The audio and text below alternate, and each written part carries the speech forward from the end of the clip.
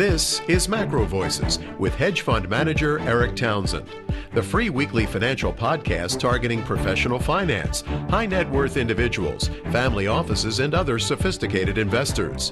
MacroVoices is all about the brightest minds in the world of finance and macroeconomics telling it like it is, bullish or bearish, no holds barred. Now, here are your hosts, Erik Townsend and Aaron Chan. MacroVoices episode 20 was recorded on June 23, 2016. I'm Erik Townsend. Professor Steve Keen is back by popular request as today's feature interview guest. I'll be talking to Professor Keen about Brexit, alternative currencies, negative interest rates, and the inevitability of another financial crisis. And I'm Aaron Chan. The big news of the week is clearly a result of the Brexit referendum in the UK. We're recording this week's show at about 8 p.m. London time on Thursday evening, and the polls will remain open for another hour. Now, while the result of the referendum vote isn't known to us, tape action in the pound sterling, which has been hovering near 2016 highs this afternoon, suggests that markets are pricing in relatively high confidence that the result will be a decision to remain in the EU.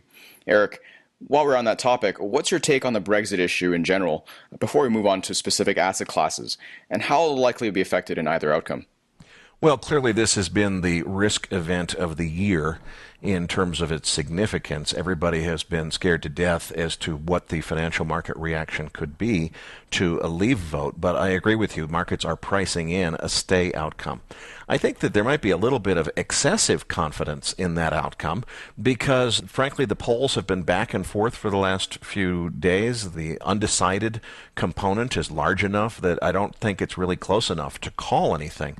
However, some of the big banks have commissioned their own exit polls, even though there's no official exit poll. So I suspect that what we're seeing in terms of today's market action is a reflection of the big banks having better information than we do, and probably having good information that allows them to conclude that leave is unlikely and that staying in the European Union is the more likely outcome. If we were to have that outlier event, though, if there was a leave outcome to this vote, that again starts an unknown process that nobody's ever been through that takes at least 2 years and involves the other countries in the EU voting as to whether or not the country that wants to leave is allowed to leave. It's very complex and it's never been done before. A stay result would likely result in a pop in asset markets, but I don't see it as much more than that. So we've seen a fair bit of volatility in the S&P over the last few weeks and lead up to the Brexit vote. Markets are still trading, as we're recording this program on Thursday afternoon, with E-mini S&P futures trading just above 2100 just before Thursday's close. Where do you see stocks headed from here in the case of either result? Well, I think that there is a pop in equity prices that likely comes from a stay result, which is most likely. And remember, we were trading as high as 2120 before the fear of an exit vote started to come into the system. So probably back up towards that number over the next couple of days, maybe even higher. Does it take us to new all-time highs? I don't know. It's possible. But I don't think that the question is so much what the short-term reaction is as much as it's will it last. You know, there's really nothing that has been corrected or solved or whatever. There's a fear that was we didn't know what could happen if we had an exit vote, a leave vote. Assuming that that doesn't happen, I think that we probably get back to where we were. Does it take us to all-time highs? I don't know. If there is a leave vote, I think that is definitely not priced in, and what would happen is a very sharp move to the downside. Then, of course, politicians would try to contain it by saying, well, this doesn't mean we have to leave. It just means Parliament will take this referendum under advisement. And that would probably result in a bounce, and then, you know, the UK Independence Party would come out and say, no, this is the will of the people. We need to proceed with leaving. And I think it would induce a huge amount of volatility, mostly to the downside. I don't think that's likely to happen at this point based on what we're seeing in tape action around Thursday's close. Pivoting to oil, WTI crude was trading on a $45 handle briefly as we were taping last week's show. Since then, it recovered back above $50 before running into some volatility when this week's inventory numbers came out. What do you make of the action in crude oil generally, and what would the effects of either Brexit outcome likely be? Well, it's been fascinating this week. The big inventory number is Wednesday morning, reported by the EIA, which is the official U.S. government agency. The American Petroleum Institute, API, reports on Tuesday afternoon, and that report is given a huge amount of credibility by traders as an indication of what's going to happen with the EIA data the next morning. Now, why they give it so much credibility, I don't know, because API is frankly wrong more often than they're right. In this case, was definitely no exception to that rule. API reported a 5.2 million barrel drawdown in national crude oil inventories. Not that unbelievable for this time of year because we are in the middle of summer driving season. But then the next morning, EIA reported actually, no, the number is really only 917,000 barrels, less than a million barrel drawdown, and really pretty darn small for this time of year. Even more interesting and disturbing is you normally expect to see drawdowns in gasoline and distillate inventories, the finished products that are manufactured from crude oil. They both saw builds this week, 627,000 barrels of gasoline added to inventory, 151,000 barrels of distillates added to inventory. That adds up to 778,000 barrels. Well, if you take that out of the total 917,000 barrel draw, the net drawdown is only 139,000 barrels of petroleum-related products, both crude oil and net of the build in finished product inventories. This is right in the heart of summer driving season, and that's not what's supposed to happen this time of year. So as much as I had kind of given up on my bearish thesis, where I had earlier in the year thought that we were headed towards a storage crisis in the springtime, well, we can't get through fall maintenance season until we start to see some bigger drawdowns than this, and so far, they're not happening. To give you a sense of the scale of this, in order to get to normal inventory levels by Labor Day, we would need to see 12 million barrels per week of inventory drawdowns on national crude oil inventory. If you look at the 917,000 barrel drawdown, that's only about 7.5% of that 12 million barrel figure. If you take that 917 and net out the effects of the builds and finished products, then you're only at 1.1% of the required number. So we're not seeing anything close to the drawdowns that we need. The question is what happens over the next 2 months. So I'm going to be watching those inventory numbers very carefully. What is very interesting, though, and a sigh of relief in terms of the risk of a storage crisis, is Cushing, Oklahoma, which is the most important number, saw a drawdown of 1.28 million barrels. That takes us down to 87.5% of Cushing capacity. Remember, we got to 97.5% just a few weeks ago. To my own astonishment, the market didn't panic at 97.5%, so it's certainly not going to panic here at 87.5%. Another thing to consider in terms of the price rebound that we have seen since that $45 handle we had taping last week's show, that was very short-lived. We're back up to just above $50 as we're taping. But about 50 cents of that came from the contract roll. The July contract expired this week. August is the new front month. August has been trading at least 50 cents higher than July all along. So that 50.11 number, if you corrected it to what the July number would have been if that contract was still trading, would be about 50 cents lower. Fascinating action this week in the time spreads. That's the difference in price from one month to the next. When we saw the API inventory number spike prices higher, normally what happens if the front month gets spiked higher, it moves up. The longer dated contracts are normally less volatile, so you would expect compression in those time spreads. They went the other way. Then on Wednesday morning, when we saw the EIA number come out with a much smaller drawdown of only 917,000 barrels as opposed to API's 5.2 million, that caused the front month price to go straight down. You'd normally expect that to widen the spreads because you'd expect the longer dated contracts not to go down as quickly. But the opposite happened again. Well, how is that possible? My hypothesis is that what's going on is when they see a number like API saying, okay, we've got a very bullish result here. I think that the producers that were hedging are starting to slow down their hedging activities, and that's what's resulting in the spreads widening in reaction, opposite of what you would normally expect. Similarly, when EIA came out the next morning and said, no, it's the other direction, now what happens is the producers start to say, uh-oh, I missed the boat. I really do want to be hedging here, and they start selling the long-dated contracts more. That's the only explanation I can come up with for this sort of backwards price action in the time spreads. As far as what could happen in terms of the referendum, there's really no reason for the UK leaving the European Union to have any direct effect on the price of crude oil. But pretty much everybody expects all asset markets to be affected by this, in the sense that a leave vote would result in everything selling off, and probably there's at least a short-lived pop up in the result of a remain vote. Would that take us back to that 51.90 target that we haven't hit yet, that a lot of technicians have targeted as a major retracement level that might mark a top in this market? I'm not sure. We'll probably find out tomorrow. The other issue that's affecting crude oil this week, Nigerian government has announced, ta-da, we have a ceasefire with the Niger Delta Avengers. Shortly after that announcement, the Niger Delta Avengers announced, no, we don't. So it's not really clear. And then there was another report that said maybe they do. So is there really a ceasefire on the table that's agreed to in Nigeria, or is that wishful thinking? I think it remains to be seen. In any case, look for more volatility as a result of whatever news flow comes out of Nigeria.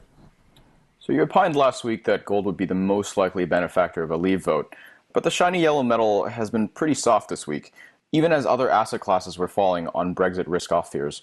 So what's on the horizon for gold in the face of either outcome?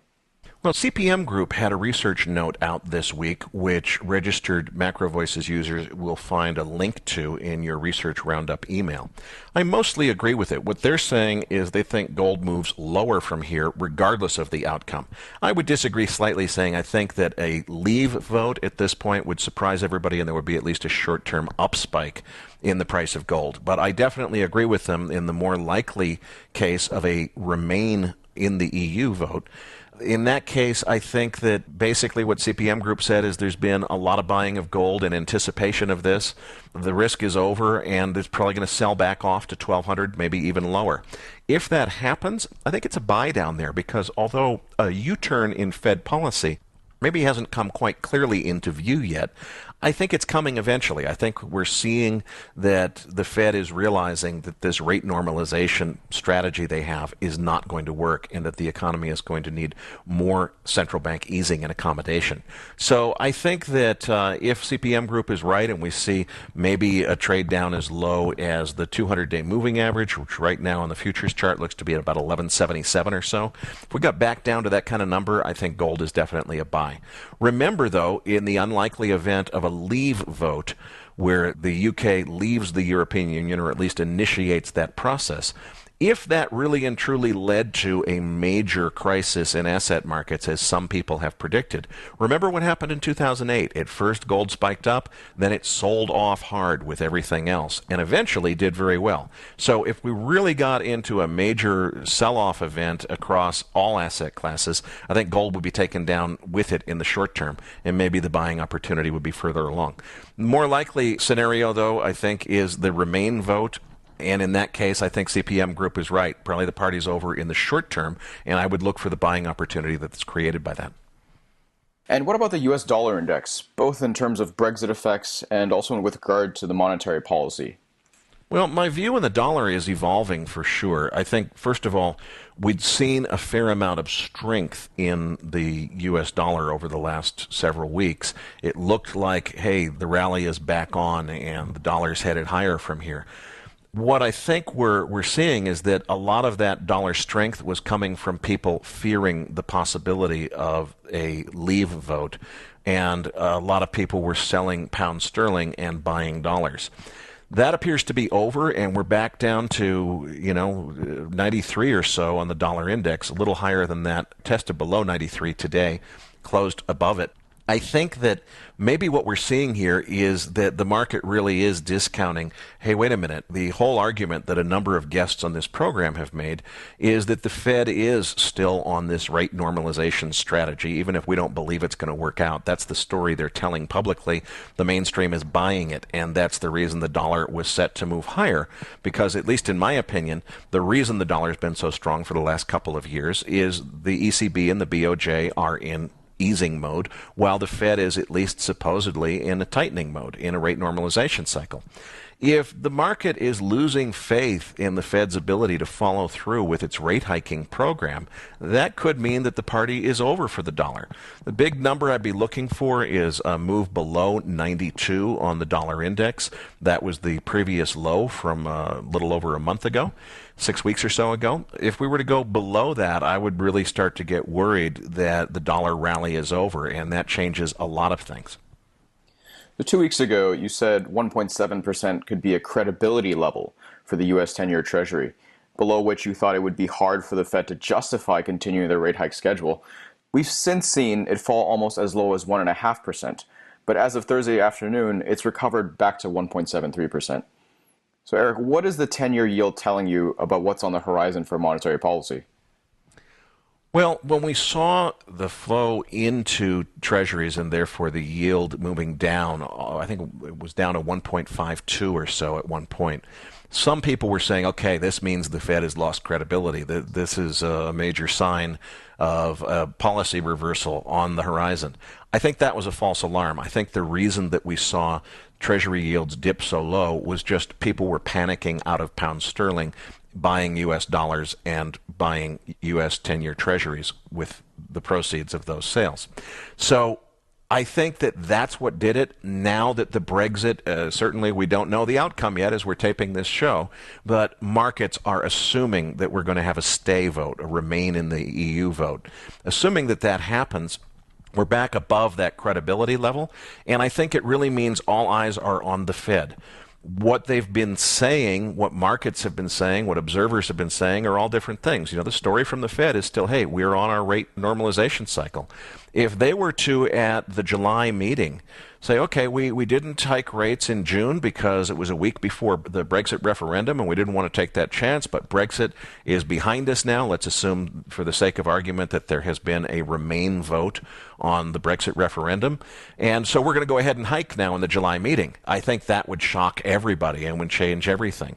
On the other hand, if they chicken out and it seems like they really are showing more signs of capitulation, then we go in the other direction. So what happens with the dollar, what happens with the 10-year Treasury yield, I think is very much a function of what the FOMC does next and whether or not Janet Yellen blinks. Are they going to stay on their story, or are they going to capitulate and throw in the towel on this rate hiking cycle after only one rate hike?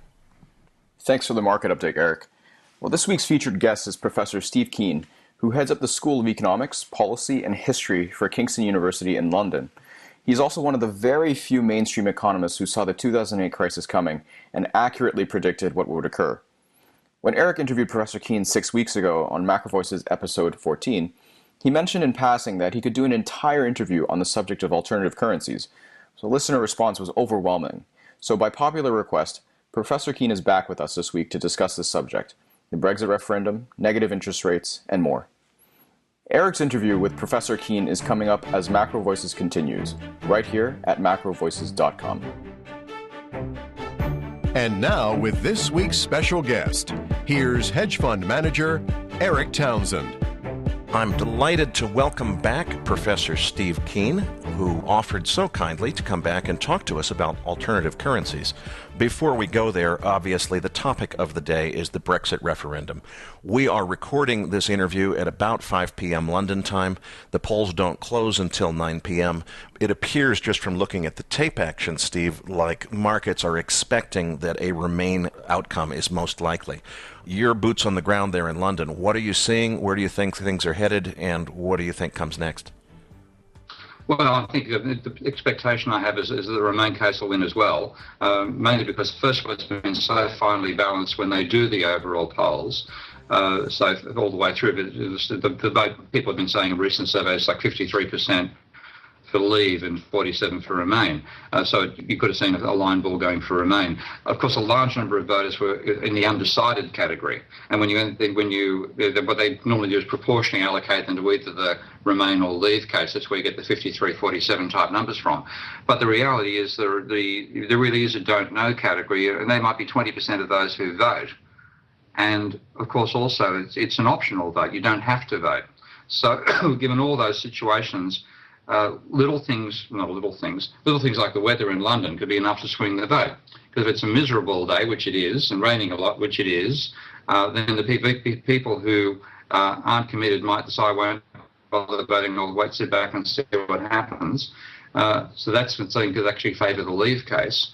In the other direction, and far more important, of course, the murder of Joe Cox last week by a lunatic, apparently a member of the British First Group, and certainly influenced by them.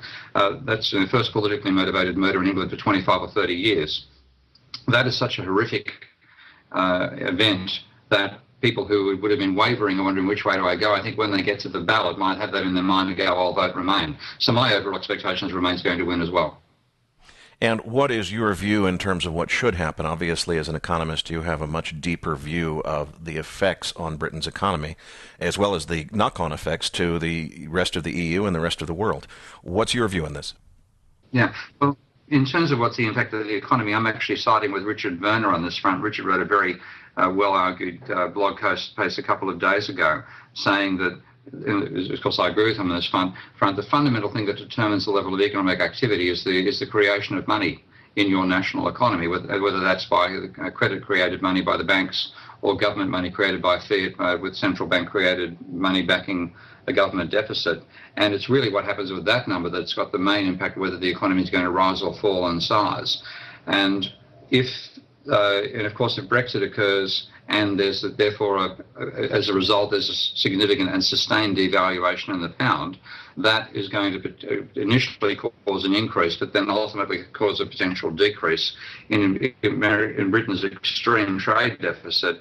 And if there's any attempt by the EU to whack on controls, to actually use a tariff policy to try to punish the British for leaving, and I wouldn't put that past Schäuble, pushing that sort of policy through the European Union, all those factors are actually going to help, to some extent, British industry, even they might cause a downturn in the economy for a short while. So it simply isn't possible to make the definitive argument that some people are making based on standard-style, linear extrapolated econometric estimates. So I don't think it can make its case one way or the other.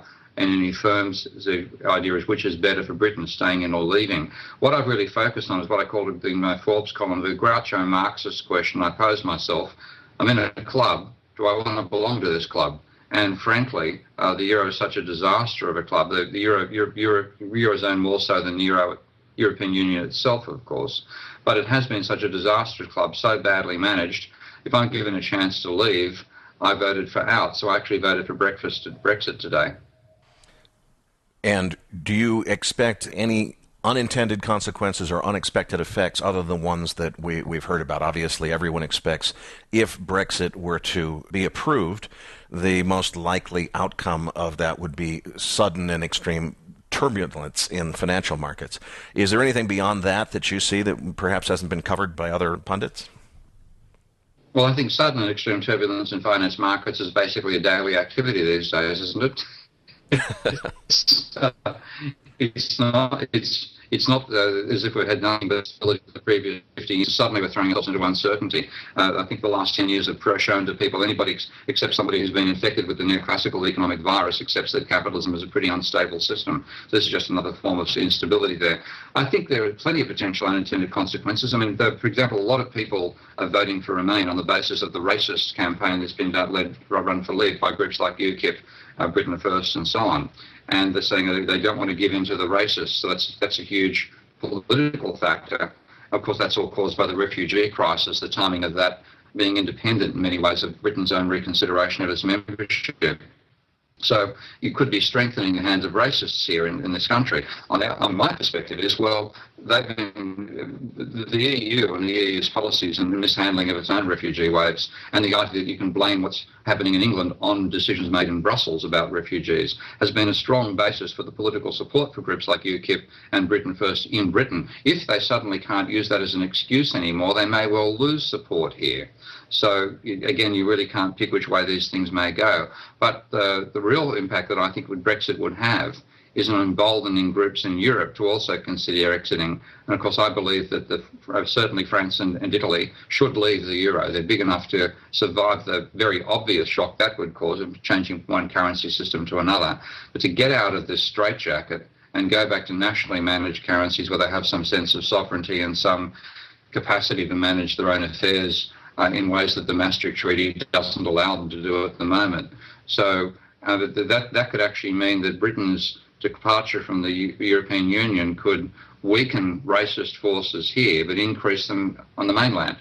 So it's one of those things where you simply, you can't make a definitive case one way or the other about what's going to happen as a consequence of this. But my feeling was, I believe that Brussels has become so dictatorial, so anti-democratic in their behaviour, that it's about time they were forced to negotiate from a position of weakness rather than a position of strength.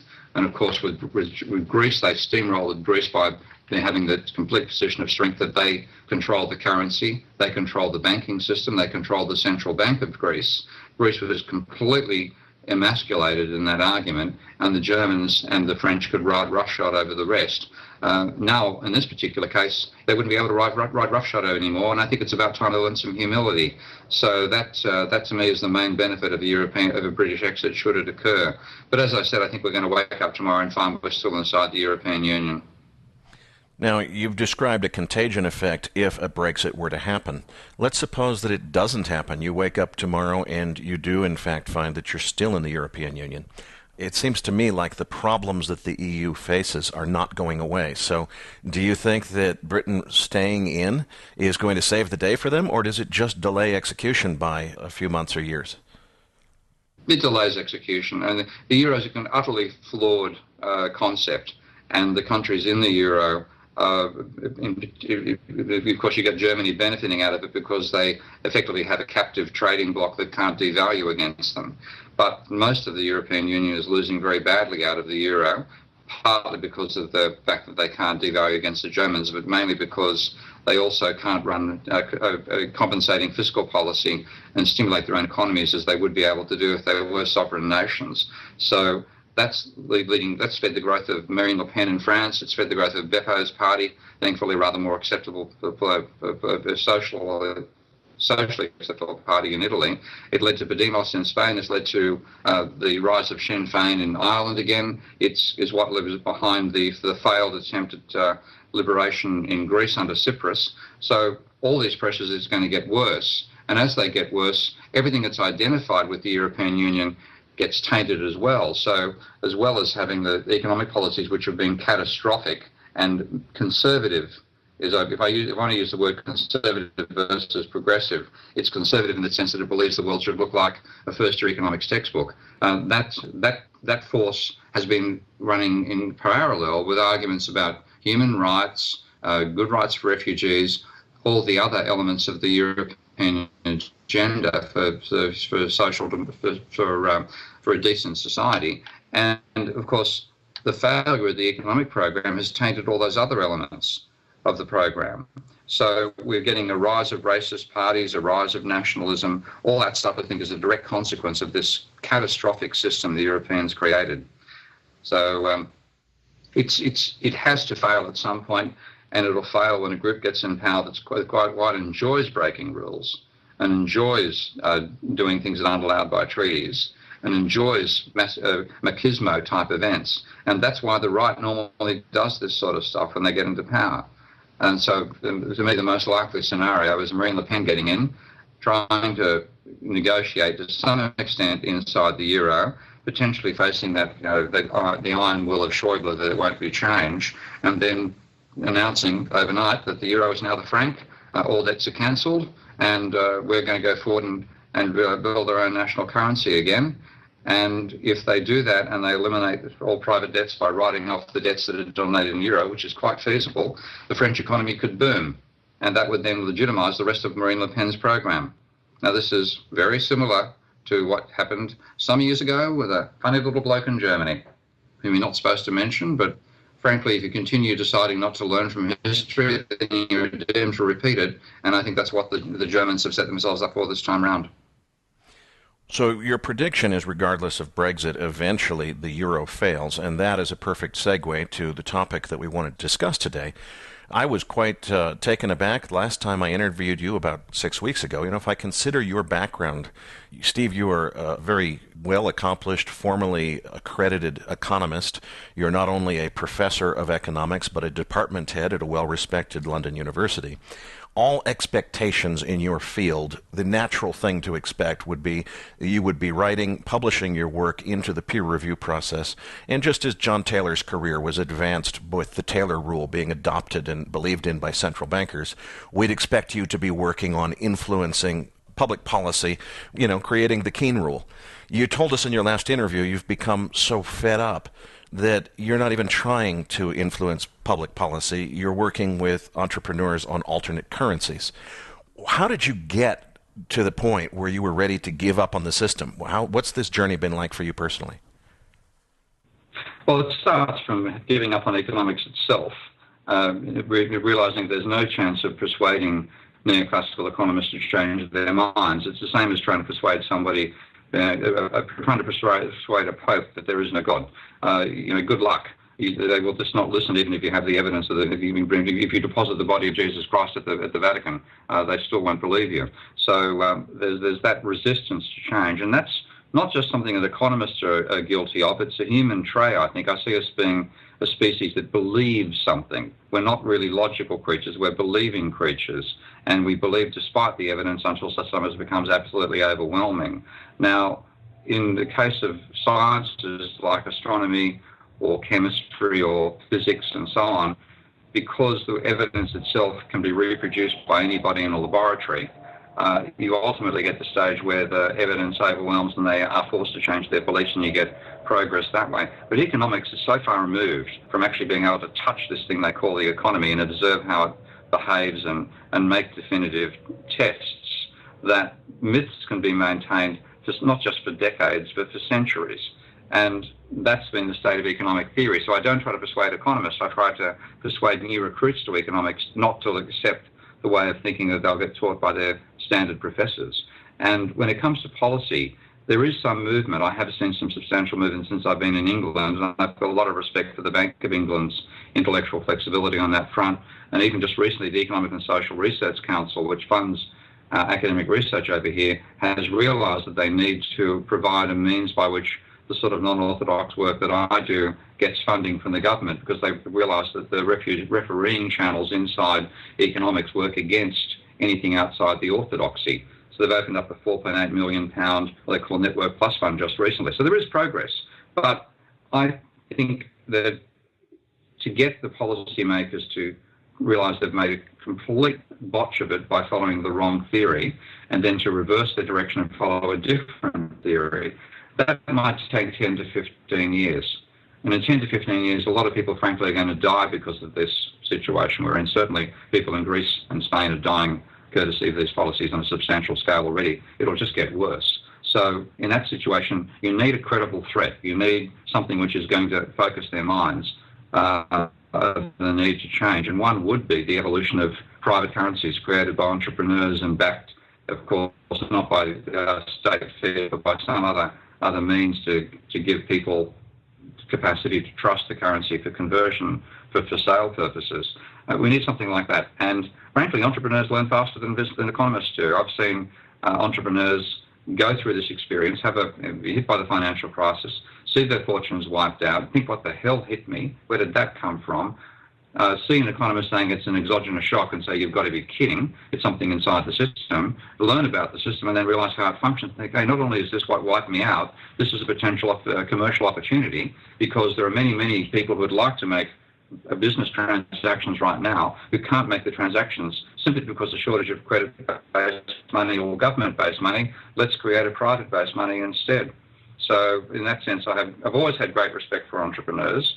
It's made me very different to a lot of critics of capitalism who normally deride everybody in the system. I have a lot of time for people who innovate, and that's here, yet again, innovation at the level of the financial sector is now necessary, and it's far more likely to come from commercial sector entrepreneurs than it is from the finance sector, and certainly from governments and economists.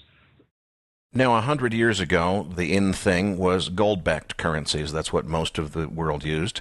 Ever since the 1970s, we've moved to fiat currency, and actually the proponents of fiat currency would say its principal feature is that the government gets to just decide what the size of the money supply should be, or increase it or decrease it at the push of a button, without having to have any gold backing behind it. So when you talk about moving away from the current system to something new and better, what kind of currency system should we have? Should it be another fiat system that's run by someone other than the government, or should it be gold backed, or should it be backed by some other kind of asset? What are we talking about in terms of the nature of the currency itself? Well, I still think the best system is one which is a combination of fiat and credit-based money. But where we're aware of the failings of both those systems, and the fundamental, when you have a mixed system like we have right now, the government might not create enough money, might make the wrong decisions that they've been doing ever since Wackler, and the credit banks, money-creating banks, might create credit for the purposes of speculation rather than production. And even beyond that, you have an inherent tendency, as Minsky argued, for capitalism to generate too much debt and have a debt crisis, even if the money's all been used for productive purposes. So there's all those sorts of limitations, but if you're aware of them, it is a system which is very flexible. If we can get the money to entrepreneurs and to firms for working capital as our first priority, then it works very, very well. And the elasticity of that money system is partly where capitalism's capacity to innovate occurred compared to the stodgy behaviour of the Soviets, for example, back in the days when we had central planned economies as well.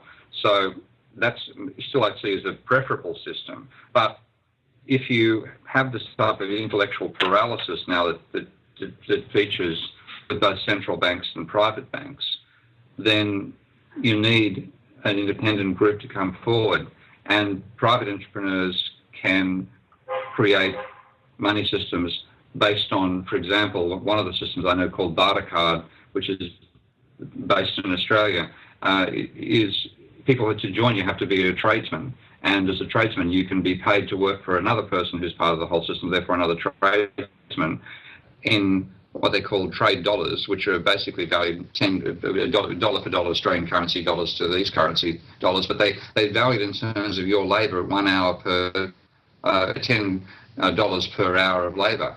So in that situation, tradesmen who would like to, for example, get their house plastered can go and say, I'm an electrician, I'll work on your electrical project, get paid half in dollars and half in trade dollars. And then that's built up a credit that you can then send to this person and say, I want you to come do plastering in my house at 10 trade dollars an hour. And that has enabled quite a substantial amount of commerce to occur, particularly in the Australian state of Victoria, where it began. So systems like that are backed effectively by the labour of the members. The system that you've just described works for people who are tradesmen and are sharing skills, but the rest of the economy obviously can't participate in something that's that focused. So when you talk about entrepreneurs generally offering currency systems on a competitive basis, what would it look like? How would this work? What are the mechanics? Are these things backed by something? If so, how would they be redeemed and so forth?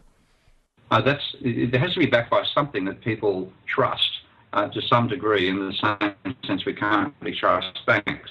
Because of course, if you got a cheque deposited in your account by Barclays Bank, for example, you wouldn't tear it up. Okay? You'd think that is now your. You just accept the bank's crediting of your account as a form of money, and that's because you trust that the bank has the backing to enable this to happen. And it's only when we lose trust in a bank that runs on banks actually occur. Now, you therefore have to find something else that people trust, and that's why gold always comes forward as something people think they trust the value of gold. So a gold-backed currency is one particular way that this could be achieved. But that is not what the people are putting forward in these various parallel currencies that I know about. So one, of course, the backing I've just explained is based on the labour of the members. Another one that I know, which is called IEX, it's about to start, I think in the 1st of July. It's been launched in about 30 or so countries around the world. And that is based on the wealth of high net worth individuals who have assets they want to sell. And what the system does is say, I'm going to get a valuation. By the way, I better say I'm being consulting to this firm, being paid by them, so I have to state up front. But I'm doing it because I think we need something, and I think this is a potentially successful avenue. But back to the explanation, to become a member, you have to have at least $1 million worth of assets. The assets get valued by an auditing firm. Of course, they're verified at current price levels.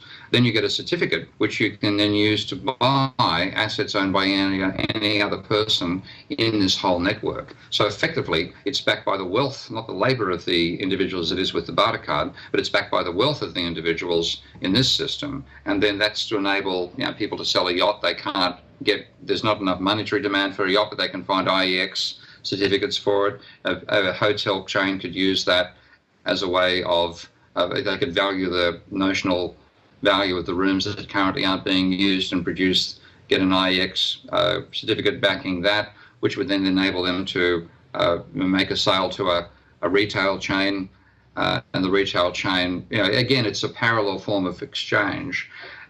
So this is another clever way to say, what can we use as a way of backing a currency that people will trust to enable an exchange to occur? So those are at least two. Another one I know from, and this is not, I'm not being consulting for this group, but just to mention its system. I know an Israeli company which has developed a system of hierarchical private currency systems. For example, the first one they did was with nursing mothers, and the nursing mothers would notionally create nursing dollars, and then with those nursing dollars, one could pay another to take care of their kids at different times. And there was a central bank within that system, which is an overall administrator who kept track of all the accounts of the nursing mothers. Then there was another one for students. I think this is first-year university students, and that was then for buying textbooks and things of that nature. And again, there'd be study assistants tied up with that group. So each of these had a system of accounts stored at a central individual who was the administrator of the system, and then they have worked out a software package to enable transfers at the central bank level effectively from the nursing mothers across to the students and so on.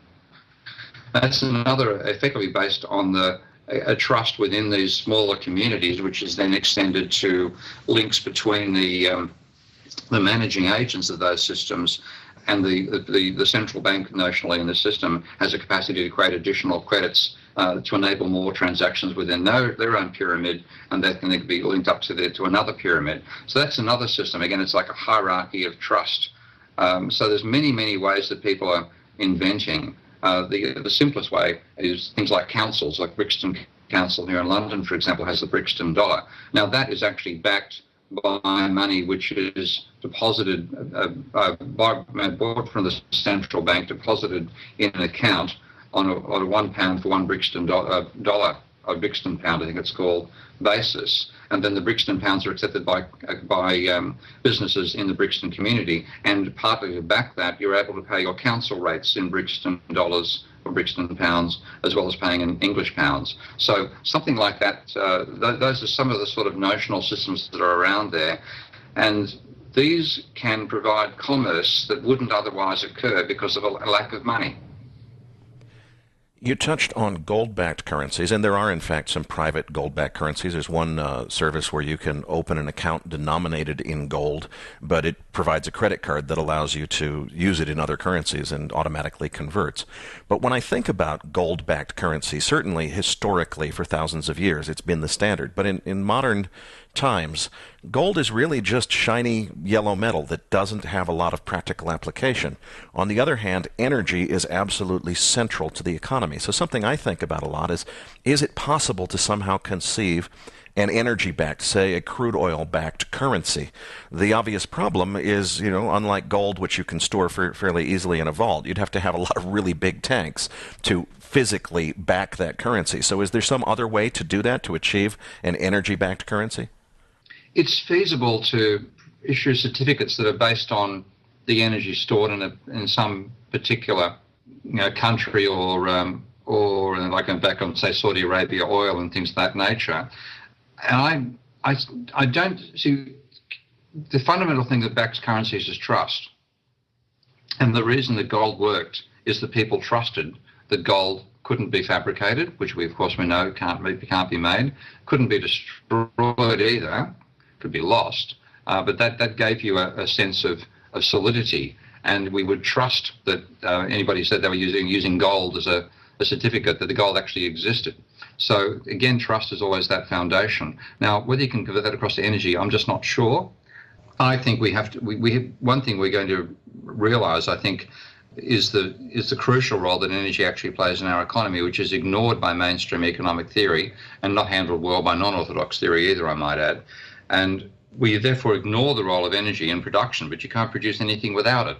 Now, once we realise we're in a serious ecological crisis, and that therefore means that using energy now becomes something you need effectively public allowance for. You can't just burn coal anymore. There'll be controls on that, and for good ecological reasons, whatever Austrians might think about those sorts of government controls, they'll become vital since we've overloaded the planet so much. In that situation, you might then able to say, well, I'm now going to base the currency itself on the energy, or maybe even on the waste impact of that energy on the biosphere.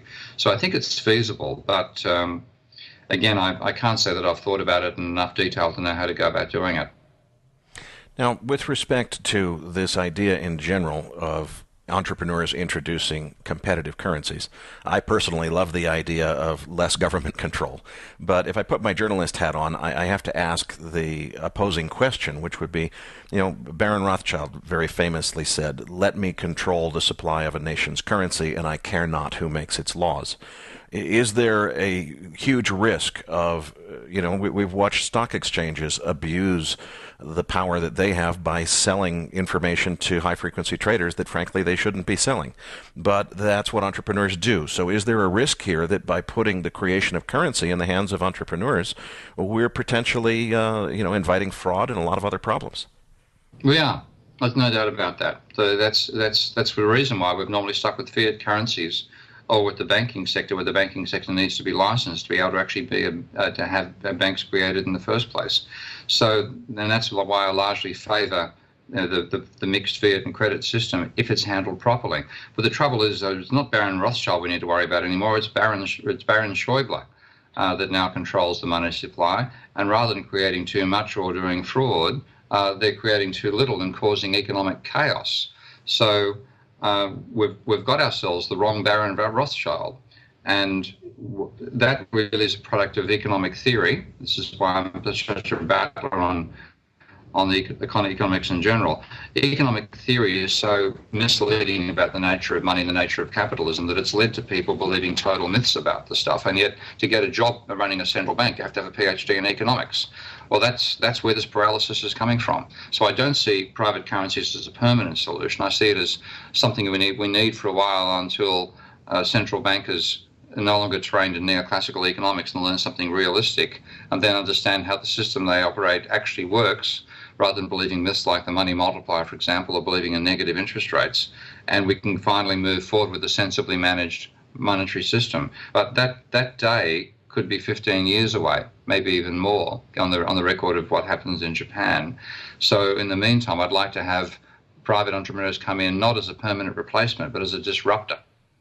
Now, you mentioned negative interest rates. Unfortunately, that is not 15 years off. That's right now, amazingly to me. And, we're seeing the German Bund now beyond 10 years on the yield curve, negative yields. What is all this going to mean? Because I'm concerned, frankly, as I listen to central bankers and neoclassical economists, they all seem to say, oh, no worries. The fact that we've completely turned the system upside down from what everybody thinks is normal is no big deal. What's your view on negative interest rates and the potential knock-on effects that they could have? I think it probably wins my award for the stupidest economic policy dreamt up in the last 100 years. There'd probably be a few other candidates, but in terms of widely agreed by central banks, it shows how little they know about the system, because they think that by putting negative rates on the reserve deposits that the private banks have at the central bank, that will then lead to private banks putting negative rates on the deposit rates they pay to their depositors, as you and me at local banks, and that will then stimulate you and me to spend more money, which will cause the economy to start increasing in size. Give me a break. That is so asinine and childish. When you actually know what's going on, you think about it in double entry bookkeeping terms, which is the way I think about money fundamentally now, is that if central banks are proposing negative rates on the huge excess reserves that banks currently have, that means that that particular asset is now a negative asset for reserve for private banks. They know that if they tried to make a negative yield on the liabilities as well to balance it, that their depositors would leave that bank and to go to another one or take the money out in cash. So they're not going to give negative rates for depositors. What they'll do instead is increase the rate that they charge to their current borrowers. If anybody's taken out a loan from a bank will find the bank is putting up the rates, making the rates you and I pay higher in response to the negative rates being imposed by central banks. We've already seen this in Switzerland. I think Switzerland's now got minus 0.75 is the rate they're charging on excess reserves, and Swiss banks in general have put up the rates on mortgages to compensate. And that's all you need to think about. This is just thinking double entry bookkeeping terms. You can't do anything about your liability side, but you can, if one asset turns negative on you, you can make the other assets more positive by increasing the amount you charge for that asset. So it just shows how little the central banks actually know about the monetary system they're supposed to manage. Do you think that there is a risk that the fractional reserve banking system obviously can only exist if people don't take their money out of the system? And, negative interest rates create an economic incentive for hoarding cash and just putting it in a safe deposit box or under the mattress. How far negative do rates have to go before there's a run on the banking system? Yeah, I don't think it's going to happen with depositors directly, but it certainly could happen with corporations making that decision.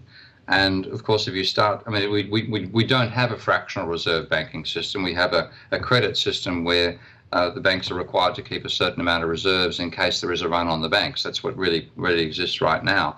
But the amount of money they're required to keep, like in America's case, is 10% of household deposits only, which is about 2% of the money supply.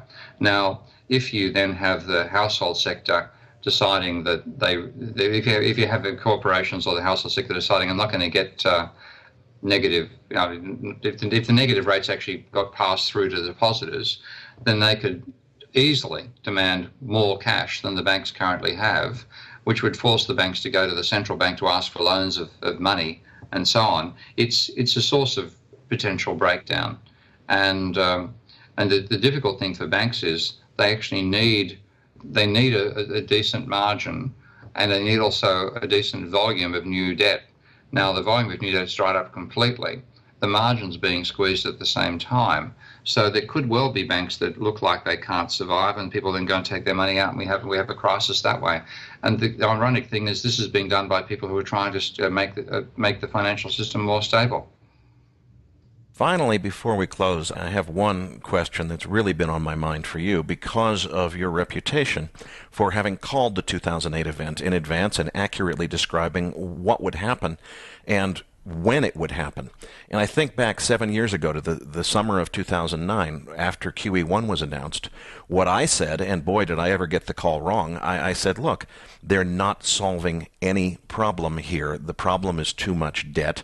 The government solution with QE is basically to create more debt. That exacerbates the problem. They are grasping for straws. This is an act of desperation that the market will see through, and this rally won't last. Now, of course, I was proven completely wrong. If central banks print money out of thin air, that money has to go someplace. It went into asset markets, and the rally did last. It's lasted for the last 7 years. Now I finally see that even the mainstream, even Steve Leisman on CNBC, is questioning whether or not the Fed is losing credibility at this point and is about to lose control of asset markets. Have we gotten to that point? I mean, you've got the track record here for getting the timing right. Are we getting to the point where George Soros and Stan Druckenmiller and all these other heavyweights are going to be proven right and we're going to have another perhaps bigger than 2008 financial crisis? Or can we go on for a few more years of printing money out of thin air and having it just work somehow, which it astonishes me that it's worked for the last 7 years? It can continue working, but what you get is asset price inflation. You don't get much output in the domestic economy. I mean, if you think about the QE when it was done by the Federal Reserve, they were committed themselves to buying $85 billion a month, which is effectively $1 trillion a year worth of bonds off the private sector, mortgage-backed securities and stuff like that, rather than just relying on treasuries. Now, that means that, of course, they're doing repo agreements all the time, and you've got the open market operations, but it means that the central bank is saying that in the aggregate, we're going to be on the buy side at the tune of $1 trillion a year. And, of course, when they're doing that, they're buying assets off banks. When banks suddenly have a mortgage-backed security, which is dodgy as it might be, they've now sold to the government. So the income stream for that mortgage-backed security is now going to the central bank, not going to the private bank. And they've got, in its place, they have, in the aggregate, $1 trillion worth of cash, which is stored as reserved assets. They're reserve assets at the central bank. And so their attitude is, well, let's actually use this to buy some shares. And of course, when they buy the shares, the money comes right back in again, because the people they buy the shares off deposit the money they get from the banks at the bank. So they can't get rid of the reserves, but that helps both drive down interest rates and drive up asset prices. And that is what's caused this inflation. If the central bank's willing to stay on the buy side to that scale for that length of time, they'll keep that upward pressure. So they can keep on doing it, keep asset prices high. But of course, if they decide to pull out, that's the only thing keeping asset prices high. So any attempt to unwind QE causes a crash in the market. And they're stuck. It's in that sense, have made a pact with Mephistopheles that they can't actually pull out of. So they could keep it going for some substantial time, but they can't stop financial crises happening in the real economy. And I see about 18 countries, I think in total, that have managed to avoid the crisis in 2008 by continuing to borrow. Of course, the most obvious one is China, but also Australia and Canada are well and truly up on that list. So is Norway to some extent, Sweden and Korea, and also Malaysia, to mention a few that have done that. Now, that means that they've all got high levels of credit. So in the case of Australia, for example, the increase in private debt every year is running at 15% of GDP, meaning credit is 15% of GDP. So total demand is like 1.15 times GDP. Credit is now starting to plunge in the Australian economy. The rate of growth of debt slowing down dramatically. Same thing happening in Canada. That means those countries are going to have the type of financial crisis they avoided back in 2008. Now, when you look at China being one of those countries, China alone, its slowdown in the rate of growth of its credit, which is running, its credit's running at 25 to 30% of GDP per annum. If that falls back to zero, so if debt growth stops, that's equivalent to 5% of global GDP disappearing. So we're looking at that sort of scale of shock coming to the economy from these countries that managed to evade the crisis.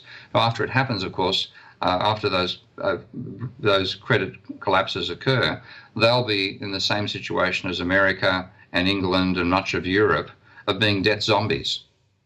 And in that situation, we've all turned Japanese, but we don't have the advantage the Japanese had of being able to export to the rest of the world.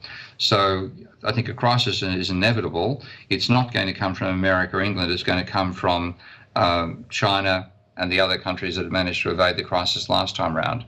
But there's nothing that the central banks can do to stop that. The only way you can stop it is by encouraging people to continue borrowing at a rate of 15% of GDP per annum forever. And that was possible when debt levels were down at the 20 and 30% of GDP. It's not possible when they're at 2.1 and 2.2 times GDP as they are now in most of those vulnerable countries. Now, a view that I've come around to is that central banks can almost indefinitely continue to prop up asset prices until something ties their hands so that they're not able to be accommodative. And it seems to me like the big thing is runaway inflation hitting the stage. At that point, they're forced to tighten in order to stop the inflation, and that crashes asset markets. So what I've been watching for is, when do we see inflation coming back? Would you agree with that view? And are there other catalysts? No, the real catalyst is deflation, because the real dynamic behind all this is the growth in private debt, which is credit. We're getting to the stage where it becomes excessive, so credit becomes negative. That whole process ends up causing a slower rate of growth and a higher level of unemployment, which reduces the capacity of workers to make wage demands, and that's actually the main source of inflation. So that's why we're ending up in deflation right now. And then if you have a financial crisis on top of it, then you can have firms deciding to cut their markups to try to sell more goods. And that was what really happened in a huge way during the Great Depression. That gives you deflation. Now, in that situation, the central banks are forced to do something about the real economy rather than the Wall Street economy, which is where all this money has gone so far. So it's more the threat of deflation, but because it hasn't bitten as heavily as it did back in the Great Depression when it was running at 10% per annum, like prices are falling by more than 10% per year for the first two really deep years of the Great Depression. Because that hasn't happened, they've been fudging around with stupid policies like negative interest rates. But inflation requires them to succeed at what they've been failing at for so long. And the only way you're going to get inflation is to increase workers' wages, which is the last thing conventional economists want to do, and increase the bargaining power of workers, again, the last thing they want to do. So we're just not going to see inflation. Well, unfortunately, as much as I would love to continue this conversation, we are out of time. Fantastic interview again. You've been extremely popular with our listeners. For people who want to continue to follow your work, I know you've got a book coming out. You're very active on Twitter. Give our listeners a sense of where they can follow your work. I guess the three places would be Twitter is probably the best way to follow me because I'm addicted to Twitter, so I continue using it all the time. Then my blog, which is I publish on Forbes, and then also cross-publish a part of that on my debtdeflation.com/blogs website. And I've got a new book coming out, which is called Can We Avoid Another Financial Crisis? And I'm hoping that'll be out by the end of the year from Polity Press. So that's probably the best way to get a concise statement of my views, 25,000 words rather than just one. Okay, so we have at Prof. Steve Keen on Twitter, and debtdeflation.com are probably the best places to start, and they can find links to the information about the book and the Forbes blog and so forth from those sources. Thanks again so much for joining us on the program, Steve. Aaron Chen will be back with me as MacroVoices continues right here at macrovoices.com. MacroVoices is a listener-driven program. Please email requests for specific future interview guests to requests@macrovoices.com. You can email questions for the program to mailbag@macrovoices.com, and we'll answer them on the air from time to time in our mailbag segment.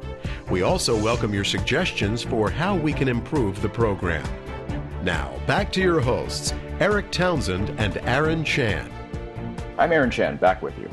So Professor Keen always gives a great interview, so I'll take this opportunity to remind listeners that Erik interviewed him 6 weeks ago on Macro Voices episode 14, where the topic at hand was a comparison of prevailing schools of economics, and particularly Professor Keen's criticism of neoclassical economics. That interview is still available free of charge on our homepage at macrovoices.com. So let me get right into the questions, Erik. You and Professor Keen covered a lot of meaty topics, but I want to first touch on your last question about inflation, potentially backing central banks into a corner and ultimately being forced to stem credit expansion, essentially pricking the massive asset bubble we have. Now, Professor Keen thinks deflation is the more likely scenario from falling economic activity due to slowing private credit growth, lower wages, and an eventual reduction in prices. Basically the 1930s. So Erik, what's your reaction to that? Well, for the most part, I think the reason it appears that we disagreed there is that I botched the question. I didn't phrase it correctly. I agree with Professor Keen that the current environment is very much conducive to deflation, not inflation. The question I intended to ask is, irrespective of the current environment, what are the things that could happen that would tie central bankers' hands to the point where they couldn't get away with propping up asset markets anymore?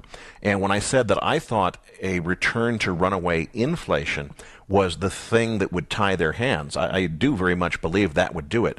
I don't think that's coming right away. I didn't mean to forecast that that was about to happen, and I think he took it that way. And I agree with him disagreeing with me because I don't think inflation is right around the corner. I do think that it would tie their hands. So I probably should have asked that question a little bit differently. So now, Professor Keen thinks that the next domino to fall could be one of the 18 countries he mentioned who managed to escape 2008 by going further into debt, be it Australia, Canada, or China. On the other hand, our guest last week, John Llewellyn, said that the next catalyst could be a Lehman-style event in the European banking system. So which one do you think is more likely?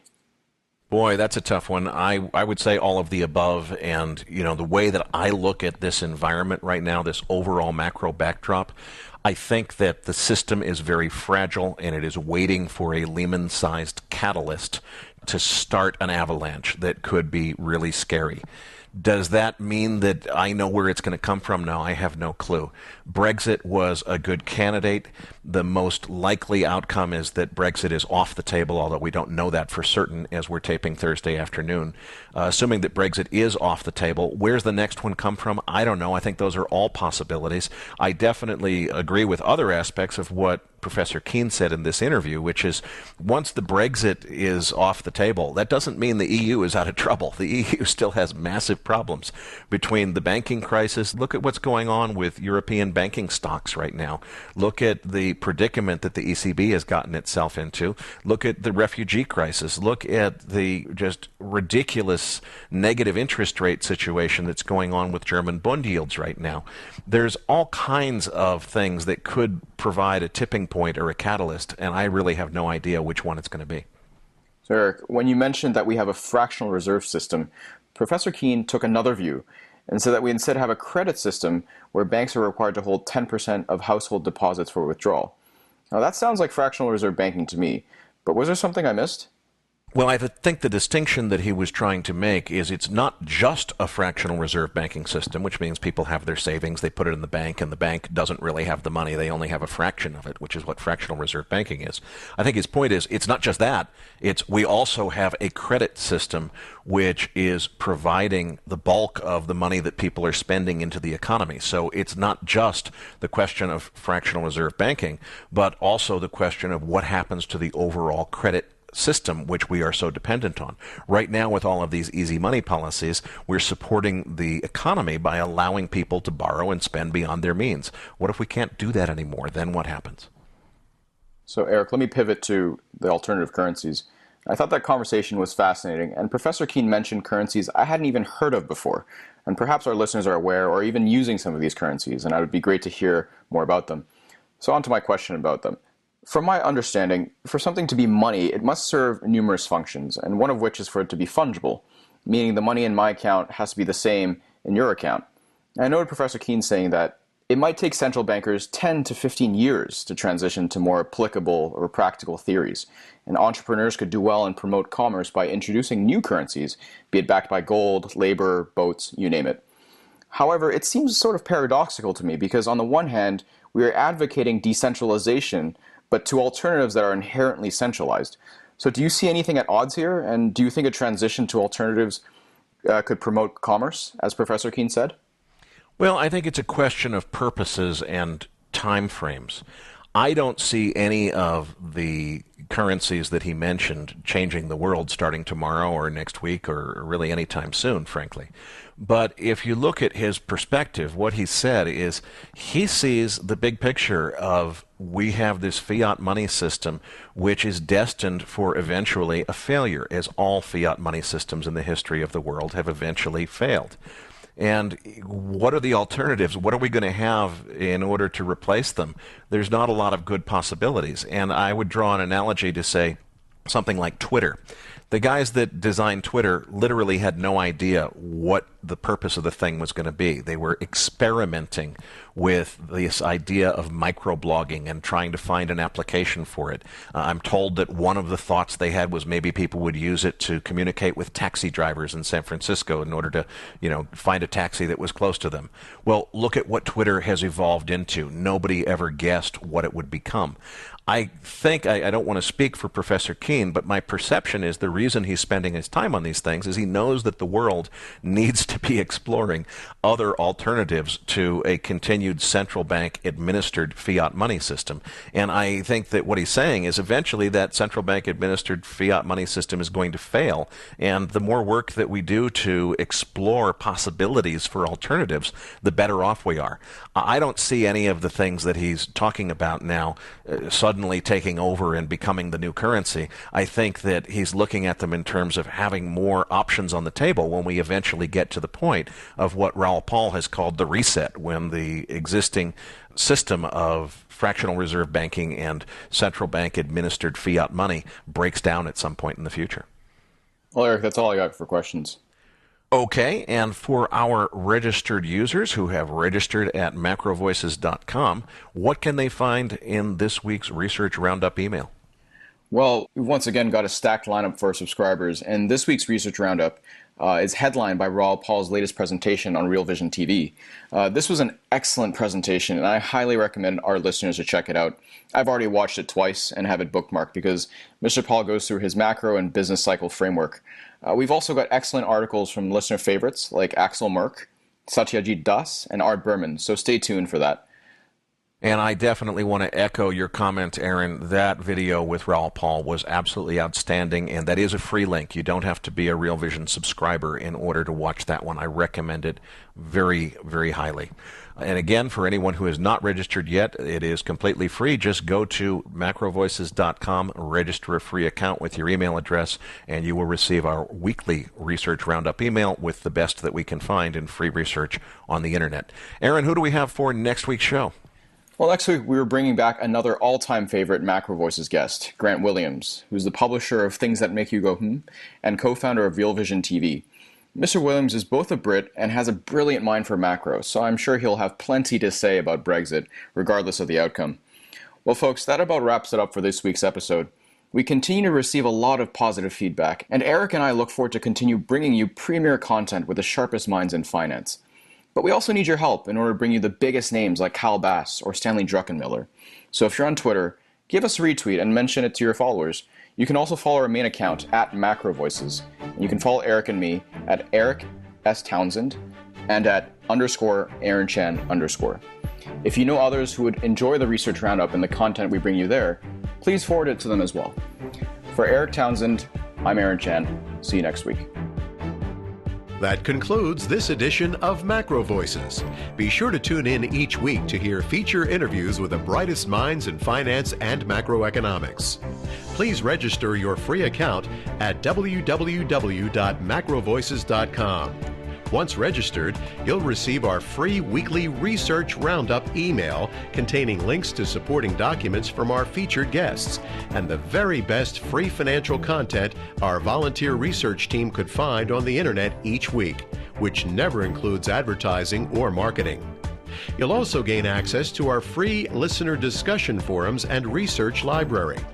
And the more registered users we have, the more we're able to recruit high-profile feature interview guests for future programs. So please register your free account today at macrovoices.com if you haven't already.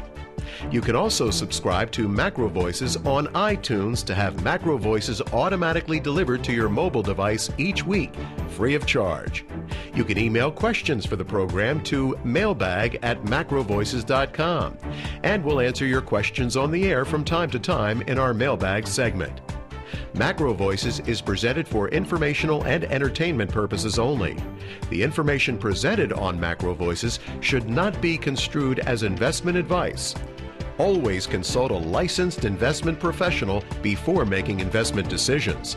The views and opinions expressed on Macro Voices are those of the participants and do not necessarily reflect those of the show's hosts or sponsors.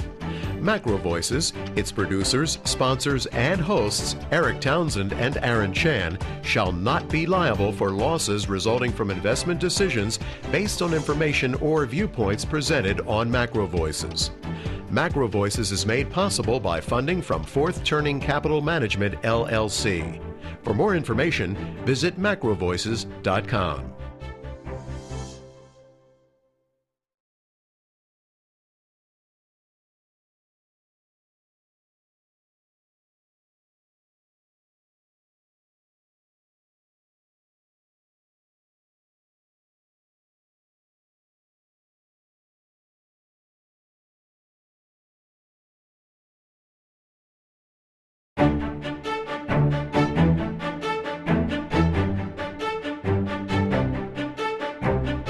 This is MacroVoices with hedge fund manager Erik Townsend, the free weekly financial podcast targeting professional finance, high net worth individuals, family offices, and other sophisticated investors. MacroVoices is all about the brightest minds in the world of finance and macroeconomics telling it like it is, bullish or bearish, no holds barred. Now, here are your hosts, Erik Townsend and Aaron Chan. MacroVoices episode 20 was recorded on June 23, 2016. I'm Erik Townsend. Professor Steve Keen is back by popular request as today's feature interview guest. I'll be talking to Professor Keen about Brexit, alternative currencies, negative interest rates, and the inevitability of another financial crisis. And I'm Aaron Chan. The big news of the week is clearly a result of the Brexit referendum in the UK. We're recording this week's show at about 8 p.m. London time on Thursday evening, and the polls will remain open for another hour. Now, while the result of the referendum vote isn't known to us, tape action in the pound sterling, which has been hovering near 2016 highs this afternoon, suggests that markets are pricing in relatively high confidence that the result will be a decision to remain in the EU. Erik, while we're on that topic, what's your take on the Brexit issue in general? Before we move on to specific weeks and lead up to the Brexit vote, markets are still trading, as we're recording this program on Thursday afternoon, with E-mini S&P futures trading just above 2100 just before Thursday's close. Where do you see stocks headed from here in the case of either result? Well, I think that there is a pop in equity prices that likely comes from a stay result, which is most likely. And you remember, we were trading as high as 2120 before the fear of an exit vote started to come into the system. So probably back up towards that number over the next couple of days, maybe even higher. Does it take us to new all-time highs? I don't know. It's possible. But I don't think that the question is so much what the short-term reaction is as much as it's will it last. You know, there's really nothing that has been corrected or solved or whatever. There's a fear that was we didn't know what could happen if we had an exit vote, a leave vote. Assuming that that doesn't happen, I think that we probably get back to where we were. Does it take us to all-time highs? I don't know. If there is a leave vote, I think that is definitely not priced in, and what would happen is a very sharp move to the downside. Then, of course, politicians would try to contain it by saying, well, this doesn't mean we have to leave. It just means Parliament will take this referendum under advisement. And that would probably result in a bounce, and then, you know, the UK Independence Party would come out and say, no, really pretty darn small for this time of year. Even more interesting and disturbing is you normally expect to see drawdowns in gasoline and distillate inventories, the finished products that are manufactured from crude oil. They both saw builds this week, 627,000 barrels of gasoline added to inventory, 151,000 barrels of distillates added to inventory. That adds up to 778,000 barrels. Well, if you take that out of the total 917,000 barrel draw, the net drawdown is only 139,000 barrels of petroleum-related products, both crude oil and, net of the build in finished product inventories. This is right in the heart of summer driving season, and that's not what's supposed to happen this time of year. So as much as I had kind of given up on my bearish thesis, where I had earlier in the year thought that we were headed towards a storage crisis in the springtime, well, we can't get through fall maintenance season until we start to see some bigger drawdowns than this, and so far, they're not happening.